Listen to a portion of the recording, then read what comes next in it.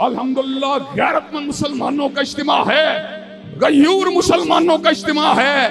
मैं इस इज्तिमा के तवस्सुस से हुक्काम बाला को इस बात का पैगाम दे देना चाहता हूँ, इन फाहशा औरतों को लगाम दी जाए, इनके परों को काटा जाए। अगर हाफिज मोहम्मद सईद साहब पर कश्मीर का मुकदमा लड़ने पे पाबंदी आयद की जा सकती है, तो कन्वेंशन में मौजूद दोस्तों मुझे ये बात बतलाओ, इन बेहया औरतों के मार्च को पाबंदी लगनी चाहिए कि नहीं लगनी चाहिए? अल्लाह के फजल करम से इस मुल्क में हया का चलन आम होगा, हिजाब का चलन आम होगा, पर्दादारी का चलन आम होगा, इफ्फत और असमत का कल्चर आम होगा, और बेहयाई को इंशाअल्लाह जमीन के अंदर दफन कर दिया जाएगा। और हजरात गिरामी कदर, ज़वाल उम्मत की आखिरी और इंतहाई इम्तियाजी वजह जिहाद की तालीमात को छोड़ देना है।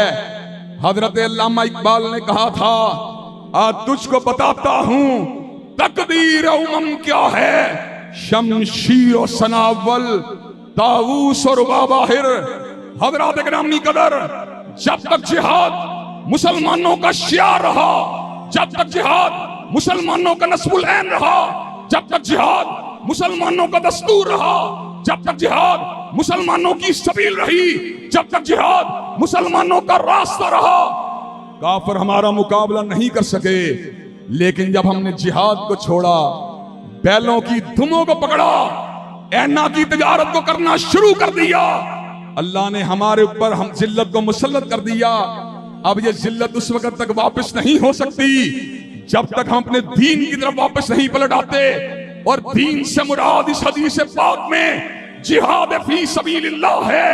इंशाअल्लाह अल्लाह तबारक व तआला के फज़ल व करम से ना मुसलमानों से ईमान को छीना जा सकता है, ना उनके दिलों से हशीयत इलाही को निकाला जा सकता है, ना उनसे मोहब्बत रसूल को छीना जा सकता है, ना उनके दिलों से जिहाद की तड़प को बाहर निकाला जा सकता है। आज भी अगर हम उरूज चाहते हैं तो उरूज का रास्ता वही है जिसकी निशानदही किताब और सुन्नत में कर दी गई है।